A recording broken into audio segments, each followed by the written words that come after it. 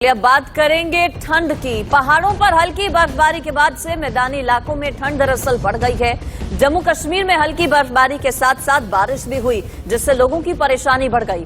कश्मीर के गुलमर्ग और सोनमर्ग में बर्फबारी होने से घाटी में ठंड ने अपना असर दिखाना शुरू कर दिया है। ये तीन अलग अलग तस्वीरें आपको दिखा रहे हैं। दिल्ली एनसीआर में भी ठंड के साथ साथ कोहरा पसरा हुआ है, जिसकी वजह से वाहनों की रफ्तार पर ब्रेक लगी है।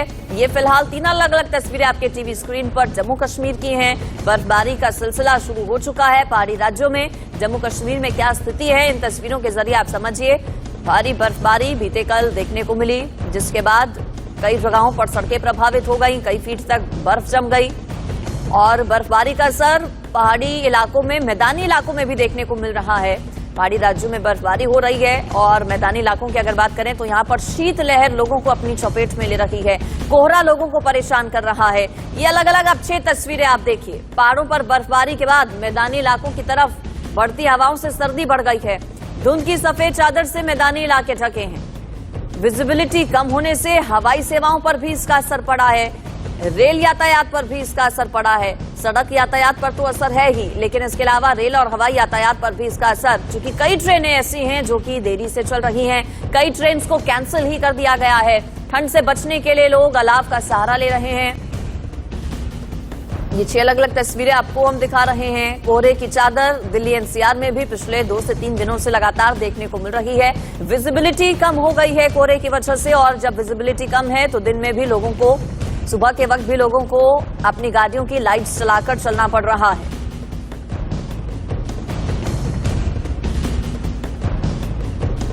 उत्तर भारत के मैदानी इलाकों में ठंड दरअसल बढ़ गई है। दिल्ली ने कोहरे की चादर ओढ़ ली है। 5 राज्यों में शीतलहर का अलर्ट है। भारतीय मौसम विज्ञान केंद्र की तरफ से 5 राज्यों के लिए अलर्ट जारी किया गया है। दरअसल ये येलो अलर्ट है। येलो अलर्ट का मतलब ये है कि आपको सावधान रहना है, मौसम पर नजर बनाए रखनी है, चूंकि शीतलहर का अलर्ट मौसम विभाग ने जारी किया है। दिल्ली में 10 किलोमीटर घंटे की रफ्तार से बर्फीली हवाएं चल रही हैं। कई उड़ानें जो हैं उन पर असर हुआ है। विजिबिलिटी कम होने से हवाई सेवाओं पर भी इसका बड़ा असर पड़ा है। रेल यातायात पर भी बड़ा असर है। कई ऐसी ट्रेन हैं जिन्हें कैंसिल कर दिया गया है। इसके अलावा फ्लाइट्स की अगर बात करें तो कई फ्लाइट्स देरी से चल रही हैं।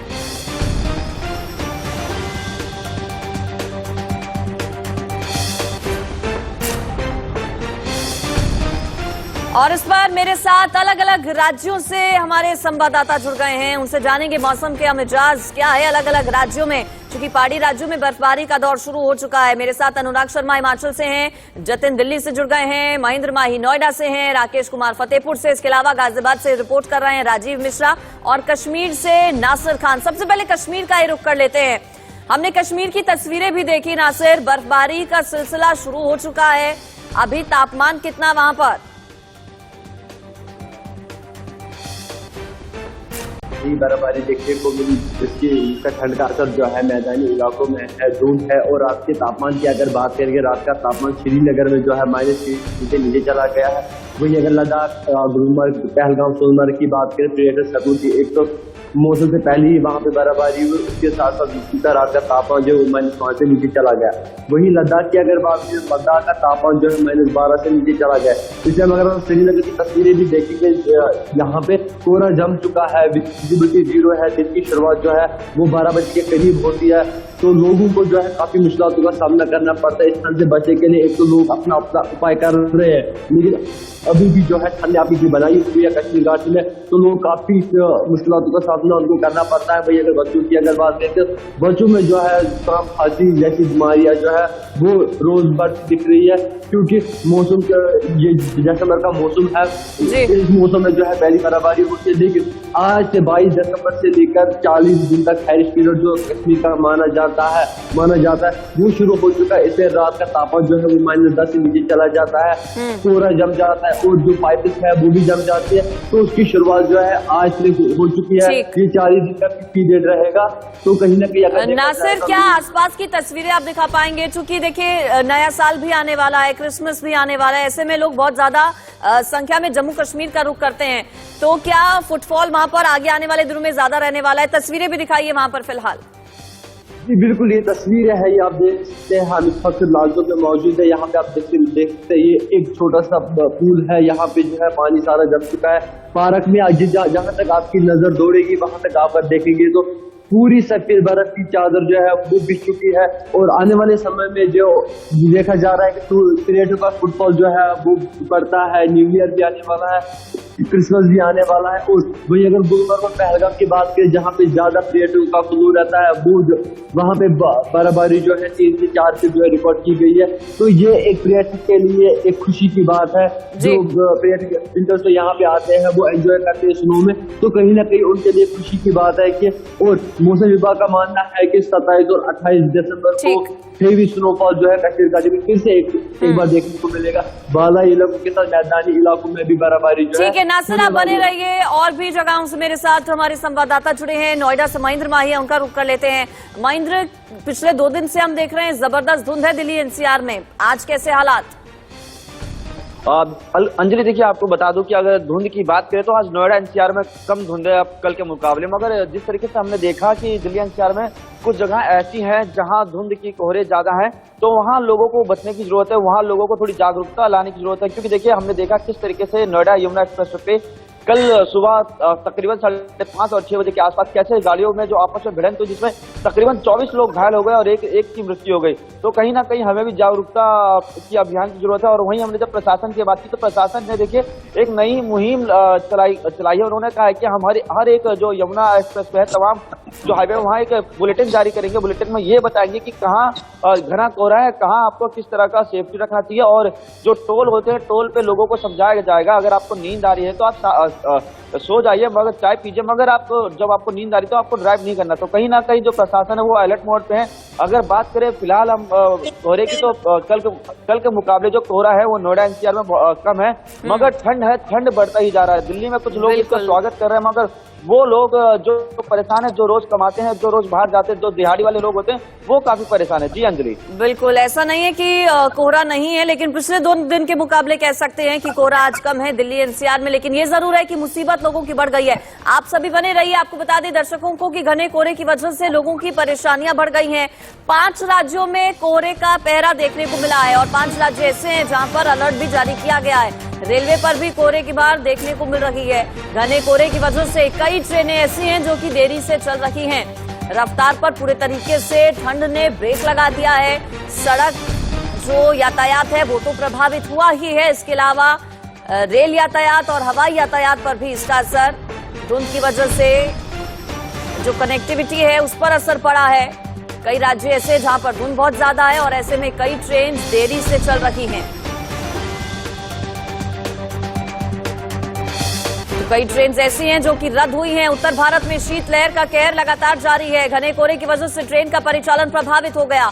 प्रयागराज में कोहरे के कारण कई ट्रेनें लेट हो गई। घंटों इंतजार करते नजर आए यात्री। हरिद्वार की अगर बात करें तो यहां पर भी कोहरे की वजह से कई ट्रेन देरी से हैं और कई ट्रेनों को तो कैंसिल तक कर दिया गया। ऐसे में देर रात रेलवे स्टेशन पर जो यात्री हैं वो अपनी ट्रेन का इंतजार करते नजर आए। ठंड बहुत ज्यादा है, तापमान बेहद कम है, खासतौर पर पहाड़ी राज्यों में। उत्तराखंड के अगर हरिद्वार की बात करें तो यहाँ पर देर रात तक यात्री इंतजार करते नजर आए। प्लेटफॉर्म पर दिखे, ठंड से खुद का बचाव करते ये लोग नजर आए।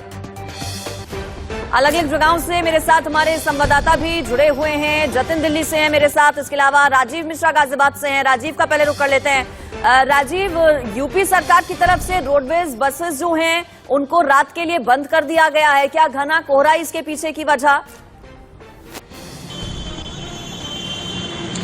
देखिए अंजलि, मतलब बिल्कुल बता दूं कि कल रात रोडवेज वालों ने एक एडवाइजरी जारी की है और उन्होंने साफ साफ ये कहा है कि घने कोहरे की वजह से कहीं न कहीं देर रात के बाद ये रोडवेज बसें बंद कर दी जाएंगी। जब तक ये कोहरा होगा सुबह निकलने तक ये रोडवेज बसें बंद रहेंगी। हालांकि मैं आपको बता दूं ये पूरे उत्तर प्रदेश की ये बात है, पूरे उत्तर प्रदेश में इस तरह का ये बंद किया गया है। उसके साथ साथ गाजियाबाद की अगर हम बात करें तो गाजियाबाद में येलो अलर्ट जारी किया गया है। एक डॉक्टरों ने भी एडवाइजरी जारी की है जो सुबह सुबह के जो वक्त जो बुजुर्ग खासकर टहलने के लिए निकलते थे, जो वॉकिंग के लिए निकलते थे, उनको भी रोकने का प्रयास किया गया। उनसे भी कहा गया है कि इस तरह की जो ठीक है राजीव, बने रहिए। जतिन का रुख कर लेते हैं। जतिन, सड़क यातायात पर असर, रेल यातायात पर असर, क्या फ्लाइट्स भी कुछ डिले हुई हैं क्या? देखिए, कोहरे का जब अटैक है और ठंड लगातार बढ़ रही है, तापमान लगातार गिर रहा है, तो जाहिर है कि कोहरे की वजह से एक तरफ रेल यातायात पर असर है तो हवाई यातायात पर भी जो प्रभाव है वो पड़ा है। हालांकि ऑफिशियल डिटेल अभी जारी नहीं की गई है कि कितनी फ्लाइट पर असर पड़ा है, लेकिन क्योंकि तस्वीरें देखिए देश की राजधानी दिल्ली में, आप इंडिया गेट की तस्वीरें ही देख लीजिए जिससे आप बहुत कुछ समझ जाएंगे। आपको काफी कुछ धुंधला धुंधला नजर आएगा, यहाँ से इंडिया गेट भी आपको साफ नजर नहीं आएगा। कल की तुलना में अगर बात करें तो आज कोहरा जरूर कम है। कल एनसीआर के ग्रेटर नोएडा में हादसा देखने को मिला था और दिल्ली में भी इसको लेकर ट्रैफिक व्यवस्था जो है उसको काफी ज्यादा अलर्ट पर रखा गया है। बाकायदा दिशा निर्देश जो है ट्रैफिक पुलिस की तरफ से दिए गए हैं। धुंध क्योंकि जब होती है तो विजिबिलिटी कम होती है और इस तरह से फिर लोगों को अपनी वाहन की हेडलाइट का इस्तेमाल करना पड़ता है। और क्योंकि अलर्ट है तो अलर्ट के चलते, क्योंकि आने वाले दिनों में भी ये ठंड जो है वो बढ़ने के आसार हैं, अलर्ट इसीलिए जारी किया गया है। और कोहरे के साथ साथ इसमें जो मिला हुआ है वो है धूल धुएं, यानी प्रदूषण की हम बात कर रहे हैं, जो जिसे हम एयर क्वालिटी इंडेक्स कहते हैं, वो भी लगातार बढ़ा हुआ है। तो ये कहीं ना कहीं दिल्ली वासियों की अगर बात करें तो एक तरफ ठंड है, दूसरी तरफ कोहरा है और तीसरी तरफ ये स्मॉग है जो लोगों के लिए 3 गुना दिल्ली वासियों पर डबल अटैक। एक तो ठंड और दूसरी तरफ धुंध और कोहरा तो है ही, और दूसरी तरफ स्मॉग भी है, यानी कि एयर क्वालिटी इंडेक्स जो है वो बढ़ा हुआ है। सांस लेना भी लोगों के लिए थोड़ा सा मुश्किल नजर आता है ठंड में। आप बने रहिए जतिन, कोशिश कीजिएगा कुछ लोगों को आप अपने साथ इकट्ठा कर पाए, उनसे बातचीत करने की आगे कोशिश करेंगे। फिलहाल रुक कर लेते हैं अनुराग का, मेरे साथ हिमाचल से अनुराग जुड़े हुए हैं। अनुराग, कहा जाता है कि पहाड़ी राज्य ही मैदानी इलाकों का मौसम तय करते हैं। तस्वीरें हिमाचल की देखने की कोशिश करेंगे। जम्मू का रुख कर लेते हैं, अजय जांडियाल मेरे साथ हैं। अजय, वहां पर कैसा मौसम फिलहाल? देखिए, मैं आपको बता दूं कि लगातार जम्मू में भी जो है वो खुश्क ठंड का कहर जो है वो जारी है और लगातार सर्दी के चलते जो है लोग उस ठिठुरन को महसूस भी कर सकते हैं। मैं आपको बता दूं कि आप देखेंगे तो ज्यादातर लोग जो टू व्हीलर्स पे चलते हैं तो पूरे तरीके से आप देखेंगे तो पैक है। इसके साथ साथ जो सर्दी का असर जो जम्मू कश्मीर में ज्यादातर होता है वो होता है नेशनल हाईवे जो जम्मू श्रीनगर है वो बंद हो जाता है। मेरे साथ इस वक्त यहाँ पे ट्रैफिक पुलिस के ही एक ऑफिसर से उनसे बात करते हैं। अभी भी ट्रैफिक जो जम्मू श्रीनगर हाईवे है, जम्मू डोडा और रामबन का इलाका है, वो सब बंद है। सर, आपसे जानना चाहूंगा क्या हुआ है, कहाँ पर हाईवे बंद हुआ है? ये सर उधमपुर से आगे ना एक देवाल ब्रिज है, देवाल ब्रिज के आगे जो है वो स्टोन स्लाइड हुआ है जिसकी वजह से हमारी दोनों ट्यूब्स जो हैं वो बंद होगी। तो उसी की वजह से उसके अगला वाला जितना भी रूट है, पत्नी टॉप, बटोत, रामबन, बनास, श्रीनगर, अपना डोडा, किश्तवाड़, ये सारा भी इसकी वजह से क्लोज है, जिसकी वजह से हम जो ये गाड़ियां ये वापस मोड़ रहे हैं ताकि इनको इनकन्वीनियंस ना हो। कब तक खुलेगा ये सारा? सर, अभी तो कुछ बता नहीं सकते, जैसी फ्रेश अपडेट्स आएंगी तो उसी हिसाब से फिर लोगों को भी इन्फॉर्म कर दिया जाएगा। तो इसमें अभी सारी गाड़ियां बंद कर दी गई हैं? बिल्कुल बिल्कुल, टोटल दोनों ट्यूब्स बंद है। एज पर जो हमारे को डायरेक्टरी आई है ट्रैफिक कंट्रोल यूनिट से जो आया उसमें क्लियर कट लिखा है कि बोथ ट्यूब्स बंद हैं।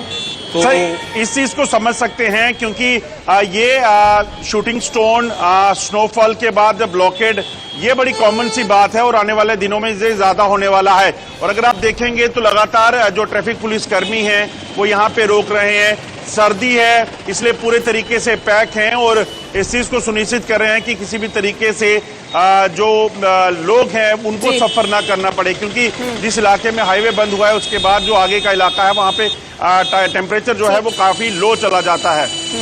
ठीक है, मेरे साथ राकेश भी जुड़े हैं फतेहपुर से, राजस्थान, उनका आप रुख कर लेते हैं। जो आप बने रहिए। राकेश, इन दिनों की अगर बात करें तो फतेहपुर शेखावटी में खासतौर पर 0 और माइनस तक पहुंच जाता है टेम्परेचर। इस वक्त मौसम के मिजाज वहां पर कैसे, और मौसम की वजह से क्या यातायात पर भी असर? बिल्कुल, निश्चित तौर से राजस्थान का सबसे ठंडा शहर है फतेहपुर शेखावटी है और हम आपको बता देना चाहेंगे इस बार यहाँ पर नवंबर आते आते जो पारा है 2 डिग्री के करीब पहुंच गया था। और अभी फिलहाल कुछ दिनों पहले की बात करें तो 5 दिन पहले तो यहाँ पर 0 डिग्री के करीब जो तापमान पहुंच गया, जो कि शिमला जैसे जो ठंडे हिल स्टेशन है उनसे भी कम था। ऐसे में जिस तरीके से देखा है मौसम विभाग ने, जिस तरीके से बताया कि इस बार जो सर्दी है उसकी जो हवाएं हैं उन्होंने रुख बदला। अरब सागर की तरफ से जो हवाएं उठी और उसका गुजरात और राजस्थान होते हुए जो सर्दी का आगाज हुआ, लेकिन इसी कारण है वो सर्दी का असर कम है, क्योंकि अमूमन ये देखा जा सकता है कि जब पहाड़ी इलाकों में बर्फबारी होती है तो इसका सीधा असर मैदानी इलाकों में पड़ता है, खास करके शेखावटी का फतेहपुर, यहाँ तो टेम्परेचर है -6-5 डिग्री तक चला जाता है। तो ऐसे में इस बार भले ही माइनस वाली सर्दी नहीं हो, लेकिन जो ठंड रहती है, जो 0 डिग्री के करीब, जो जमाव बिंदु के करीब जो तापमान है वो पहुंच गया था।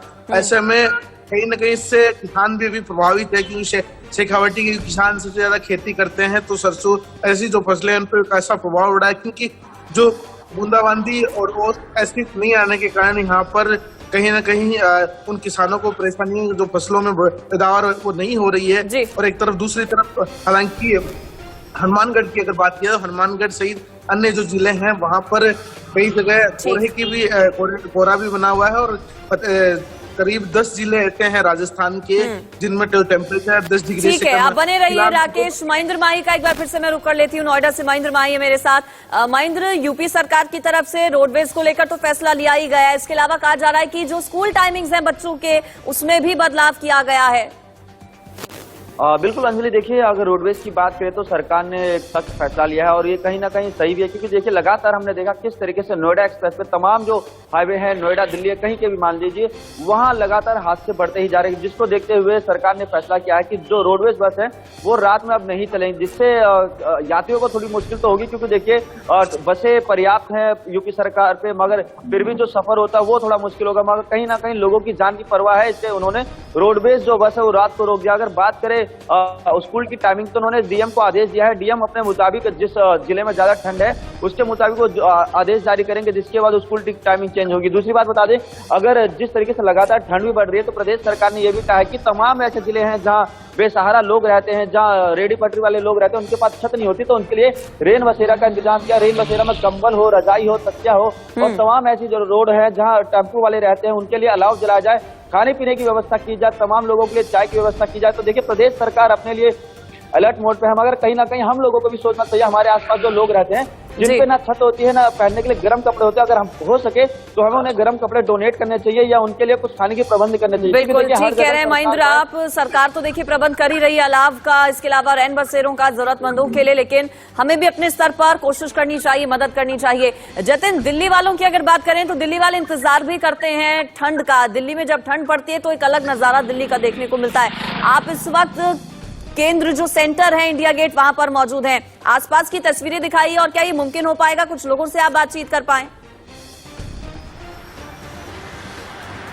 देखिए क्योंकि हम इंडिया गेट के ठीक सामने खड़े हुए हैं, हालांकि आज संख्या भी जो है वो लोगों की कम है, क्योंकि ये कहा जा सकता है कि दिल्ली की सर्दी अब सताने भी लगी है। बिल्कुल आप सही कह रहे हैं कि दिल्ली की सर्दी को लोग एंजॉय भी करते हैं, लेकिन फिलहाल जिस तरह से कोहरा और जो ठिठुरन है वो बढ़ी है, तो उससे कहीं ना कहीं लोगों को एक मुश्किल हालात से भी जूझना पड़ रहा है, और खासकर रोड पर जब हादसों की खबरें जो हैं वो आ रही हैं, और आप देखेंगे तो लोग देखिए किस तरह से भारी भरकम कपड़े जो हैं अब लगातार जो पहन रहे हैं, क्योंकि हमने देखा था कि 2 से 3 दिन पहले ही एक खिलखिलाती हुई धूप जो है वो हो रही थी।